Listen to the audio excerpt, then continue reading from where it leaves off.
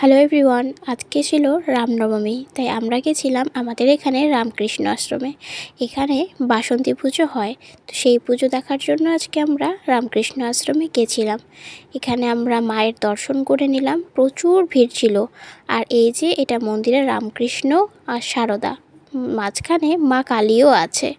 আর রিহু প্রথমবার রামকৃষ্ণ আশ্রমে এসেছে, তাই সব দিকটা ভালো করে ঘুরে ঘুরে দেখছে। ও ভীষণ খুশি। এরপর বাইরে থেকে রিহুর জন্য আমরা একটা বেলুন কিনেছিলাম।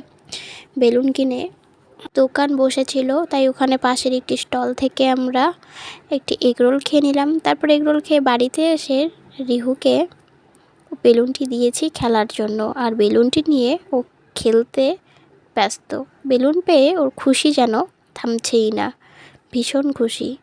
এখানে বেলুনটিকে টানছে আর লাফাচ্ছে। আর তারপর রিহুর বেলুন নিয়ে খেলা হয়ে গেলে ওর দুষ্টুমি শুরু। ও নিচে এই গাছের থেকে পাথরগুলো নিচ্ছে আর ফেলছে। সারাদিন এইসবই করে, এখন ওর দুষ্টুমি চলতেই থাকে। এরপর আমরা ডিনারে আশ্রম থেকে প্রসাদ এনেছিলাম ভোগের, তো সেটাই খেয়ে নিলাম। আজকে এনেছিলাম খিচুড়ি আর লাবড়া।